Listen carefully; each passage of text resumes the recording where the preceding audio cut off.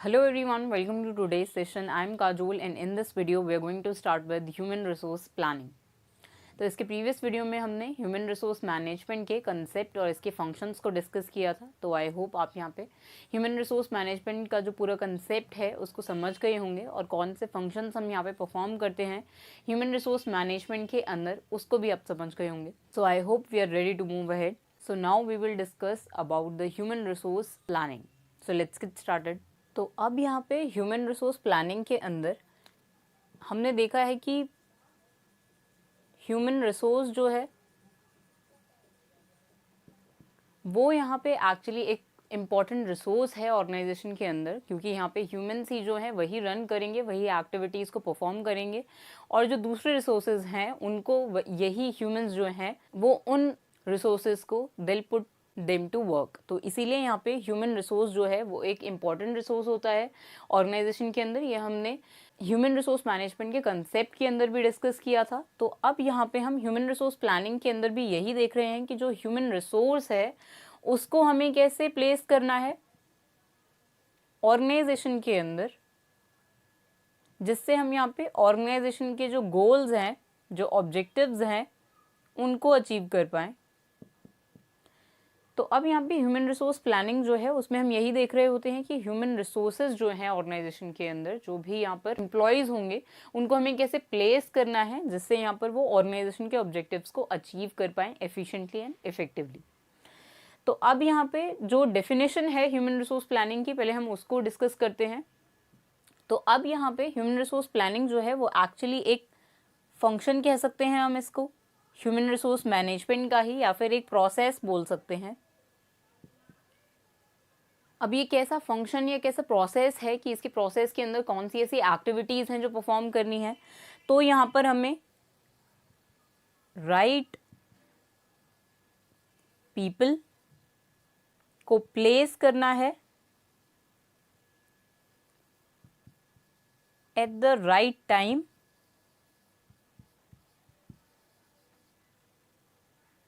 And into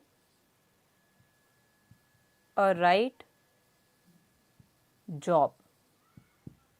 तो अब यहाँ पे जो ह्यूमन रिसोर्स प्लानिंग है वो एक्चुअली एक फंक्शन या एक प्रोसेस कह सकते हैं हम इसको, जिसमें हम यहाँ पे राइट पीपल को अपॉइंट कर रहे होंगे, उनको यहाँ पे ऑर्गेनाइजेशन में एम्प्लॉय कर रहे होंगे और यहाँ पे उन पर्सन्स को जो जिनको भी हम यहाँ पे अपॉइंट कर रहे हैं उनको हमें राइट टाइम पे और राइट जॉब पे अपॉइंट करना है और राइट प्लेस पर अपॉइंट करना है। तो ये एक्टिविटीज़ हम यहाँ पे ह्यूमन रिसोर्स प्लानिंग के अंदर परफॉर्म करते हैं। अब यहाँ पे ये जो प्रोसेस है इससे यहाँ पे ऑर्गेनाइजेशन के जो ऑब्जेक्टिव्स हैं वो भी अचीव होने चाहिए। तो इसी को इफेक्टिवली एंड एफिशिएंटली करने को ही हम यहाँ पे ह्यूमन रिसोर्स प्लानिंग कहते हैं। और इजीली कैसे समझ सकते हैं हम ह्यूमन रिसोर्स प्लानिंग को? अब हमें पता है कि यहाँ पर जो ह्यूमन रिसोर्स है उसकी डिमांड होगी यहाँ पे ऑर्गेनाइजेशन को, और लेट्स से जो सोसाइटी है वो यहाँ पे सप्लायर है ह्यूमन रिसोर्स की।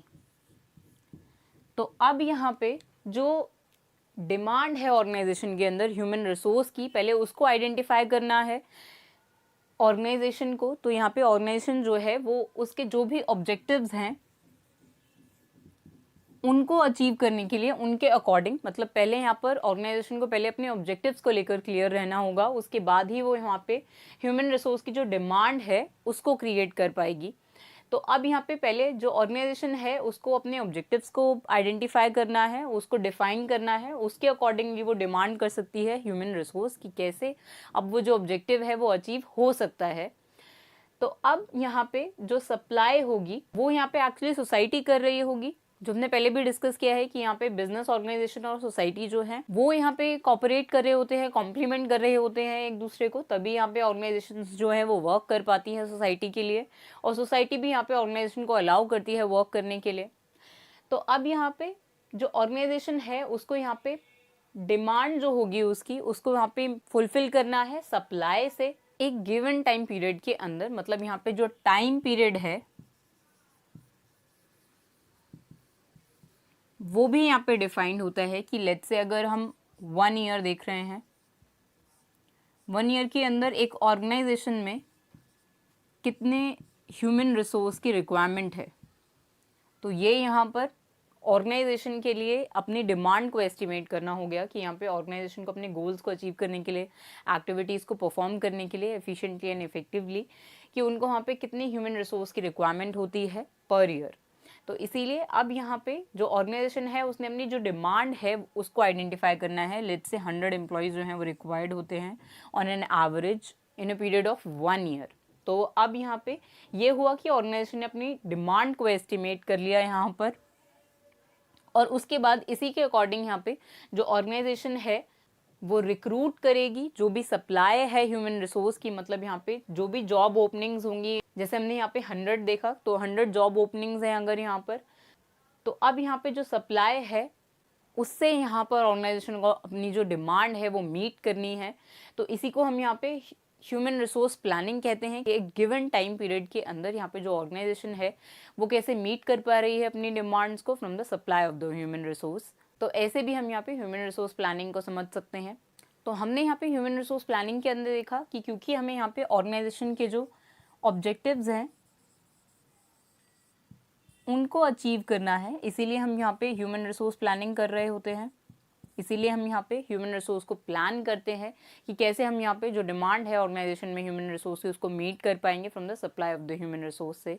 और हमने यहाँ पर देखा कि हमें यहाँ पर राइट पीपल को राइट प्लेस पर और at the right time into a right job place करना है, जिससे यहाँ पे ऑर्गेनाइजेशन के जो ऑब्जेक्टिव्स हैं वो मीट हो पाए। तो अब यहाँ पे ह्यूमन रिसोर्स प्लानिंग में यहाँ पे जो इमीडिएट डिमांड है ह्यूमन रिसोर्स की सिर्फ उसको ही फुलफिल नहीं करना होता, मतलब यहाँ पे जो शॉर्ट टर्म रिक्वायरमेंट्स हैं सिर्फ उनको ही फुलफिल नहीं करना है, बल्कि यहाँ पे जो लॉन्ग टर्म रिक्वायरमेंट्स होंगी उनको भी फुलफिल करना होगा। और यहाँ पे जो फ्यूचर डिमांड्स हो सकती हैं, मतलब जो पोटेंशियल डिमांड है उसको भी यहाँ पे एवेलुएट करना होगा। उससे रिलेटेड भी डेटा कलेक्शन जो है वो करना पड़ेगा ऑर्गेनाइजेशन को प्लान करने से पहले।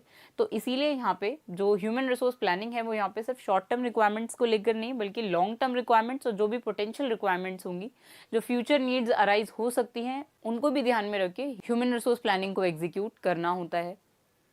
और अब क्योंकि यहाँ पे जो ऑर्गेनाइजेशन है वो यहाँ पे सिर्फ एक ही बार यहाँ पे ये एक्टिविटी परफॉर्म नहीं करते, बल्कि यहाँ पे जो ह्यूमन रिसोर्स प्लानिंग है वो एक कॉन्टिन्यूअस प्रोसेस है,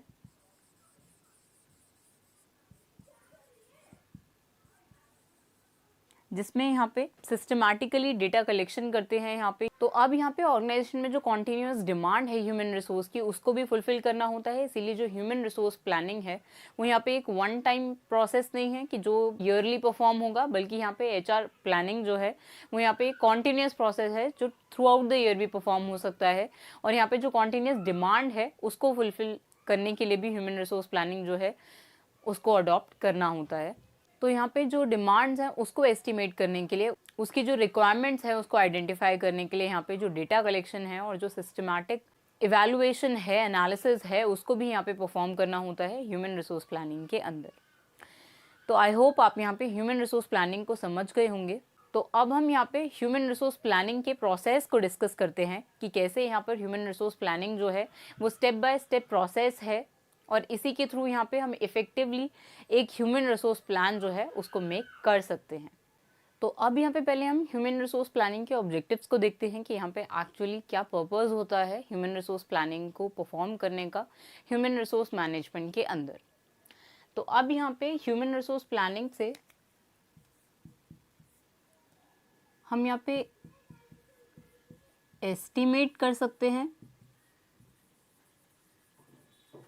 फ्यूचर HR नीड्स को, ह्यूमन रिसोर्स नीड्स को, कि हमें फ्यूचर में जो है वो कितने नंबर ऑफ एम्प्लॉयज़ की रिक्वायरमेंट जो है वो अराइज हो सकती है। तो इसका एस्टिमेशन हम यहाँ पे कर सकते हैं ह्यूमन रिसोर्स प्लानिंग को परफॉर्म करके। और हो सकता है यहाँ पर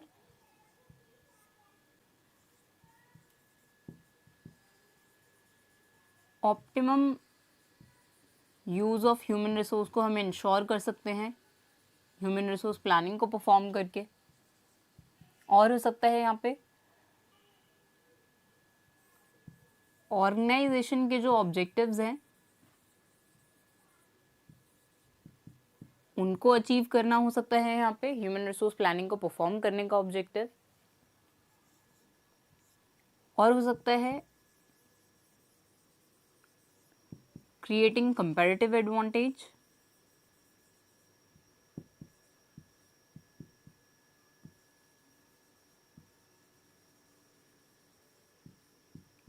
मतलब अगर हम यहाँ पे अपने कंपैरेटर्स से बेटर ह्यूमन रिसोर्स प्लानिंग अगर कर सकते हैं तो इससे हम यहाँ पे एम्प्लॉयज़ को रिटेन कर पाएंगे और यहाँ पे एम्प्लॉयज़ जो हैं वो एफिशिएंटली वर्क कर पाएंगे towards achieving the organisational objectives. तो इसीलिए यहाँ पे ह्यूमन रिसोर्स प्लानिंग अगर हम इफेक्टिवली करते हैं तो उससे हम यहाँ पे एक कंपेरेटिव एडवांटेज जो है उसको भी क्रिएट कर सकते हैं और इससे यहाँ पे जो ऑर्गेनाइजेशन की सक्सेस है वो अचीव कर सकते हैं। और अब जैसे हमने यहाँ पे देखा कि हम एस्टिमेट कर रहे थे फ्यूचर एचआर नीड्स को, वैसे ही हम यहाँ पे एलोकेशन भी कर सकते हैं, बेटर एलोकेशन कर सकते हैं ह्यूमन रिसोर्स का डिफरेंट डिपार्टमेंट्स में ऑर्गेनाइजेशन के, जिससे यहाँ पे अगर लेट्स से कोई ऐसा डिपार्टमेंट है, डिफरेंट डिपार्टमेंट्स हो सकते हैं अब ऑर्गेनाइजेशन के अंदर, फाइनेंस डिपार्टमेंट हो सकता है, सेल्स एंड मार्केटिंग डिपार्टमेंट हो सकता है। तो हम यहाँ पे अगर हमें यहाँ पे किसी एक पर्टिकुलर डिपार्टमेंट में ज़्यादा ह्यूमन रिसोर्स की रिक्वायरमेंट है, वर्कलोड के अकॉर्डिंग हो सकता है ये, तो इससे हम यहाँ पे बेटर एलोकेशन कर सकते हैं ह्यूमन रिसोर्स की थ्रू आउट द ऑर्गेनाइजेशन और इससे यहाँ पे अल्टीमेटली जो ऑर्गेनाइजेशन का ऑब्जेक्टिव है वो अचीव करने में हमें हेल्प होगा। तो यही यहाँ पे डिफरेंट ऑब्जेक्टिव्स हैं ह्यूमन रिसोर्स प्लानिंग को परफॉर्म करने के। तो अब हम यहाँ पे ह्यूमन रिसोर्स प्लानिंग के प्रोसेस को डिस्कस करेंगे कि कैसे यहाँ पे ह्यूमन रिसोर्स प्लानिंग जो है वो परफॉर्म हो सकती है, उसको हम एग्जीक्यूट कर सकते हैं डिफरेंट स्टेप्स को फॉलो करके। तो अब यहाँ पे हम देखेंगे कि हम कैसे यहाँ पे ह्यूमन रिसोर्स प्लानिंग को एग्जीक्यूट कर सकते हैं, कैसे हम उसको परफॉर्म करेंगे ऑर्गेनाइजेशन के अंदर। तो यहाँ पे फर्स्ट स्टेप होगा जो हमने पहले भी डिस्कस किया कि हमें यहाँ पे ऑर्गेनाइजेशन के जो ऑब्जेक्टिव्स हैं उनको आइडेंटिफाई करना है। ऑब्जेक्टिव्स को लेके हमें यहाँ पे क्लियर रहना है कि ऑर्गेनाइजेशन के ऑब्जेक्टिव्स क्या हैं और उनको अचीव करने के लिए यहाँ पे कितनी मैन पावर रिक्वायरमेंट्स हमें हो सकती हैं। तो इसीलिए यहाँ पे ऑर्गेनाइजेशन के जो ऑब्जेक्टिव्स हैं हमें उनको पहले आइडेंटिफाई करना होता है, उनको सेट करना होता है, उसके बाद ही हम यहाँ पे एचआर प्लानिंग को एग्जीक्यूट कर पाते हैं। तो फर्स्ट स्टेप में ही हमने देखा कि हमें पहले ऑर्गेनाइजेशन के ऑब्जेक्टिव्स को आइडेंटिफाई करना होगा। फिर सेकेंड स्टेप में आता है कि हमें जो प्रेजेंटली जो ह्यूमन रिसोर्स है ऑर्गेनाइजेशन के अंदर हमें यहाँ पे उनको असेस करना है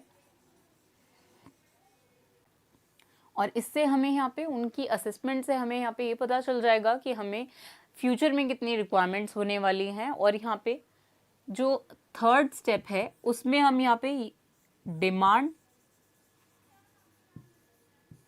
एंड सप्लाई को असेस करके यहाँ पे जो भी ह्यूमन रिसोर्स गैप्स हैं उनको फिल कर सकते हैं। मतलब अगर ऐसा है कि लेट्स से ऑर्गेनाइजेशन के अंदर जो ह्यूमन रिसोर्स रिक्वायरमेंट है, जो एम्प्लॉयज रिक्वायर्ड हैं, वो यहाँ पे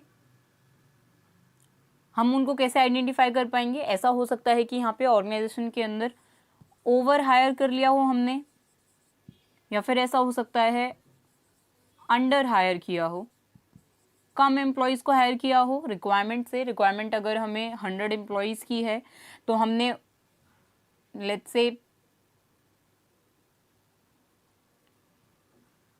70 एम्प्लॉयज़ को हायर किया हो तो इसको हम बोलेंगे कि हमने अंडर हायर किया है। ओवर हायर में होता है कि यहाँ पे 150 एम्प्लॉयज़ को हमने हायर कर लिया हो, रिक्वायरमेंट से ज़्यादा एम्प्लॉयज़ को हायर कर लिया हो। तो इसको हम आइडेंटिफाई कर पाएंगे, एचआर गैप्स को आइडेंटिफाई कर पाएंगे यहाँ पे प्रेजेंटली जो ह्यूमन रिसोर्स है उसको असेस करके, और यहाँ पे डिमांड एंड सप्लाई रिक्वायरमेंट्स जो हैं उनको आइडेंटिफाई करके। और इससे हमें यहाँ पे पता चल जाएगा कि हमने ऑर्गेनाइजेशन के अंदर ओवर हायरिंग की हुई है या अंडर हायर किया है एम्प्लॉयज़ को। और फिर जो भी रिक्वायरमेंट्स होंगी इसके बाद हमें पता चल जाएगा और उसी के अकॉर्डिंग हम आगे एक्ट करेंगे। अगर हमने यहाँ पे अंडर हायर किया होगा तो हम एडिशनल एम्प्लॉयज़ को वहाँ पे हायर करेंगे, और अगर हमने ओवर हायर किया होगा तो हमको वहाँ पे ले ऑफ करना पड़ेगा। और भी बहुत सारे मेथड्स हो सकते हैं जिसके थ्रू हम डील कर सकते हैं ओवर हायरिंग के साथ। तो अब यहाँ पे नेक्स्ट स्टेप होगा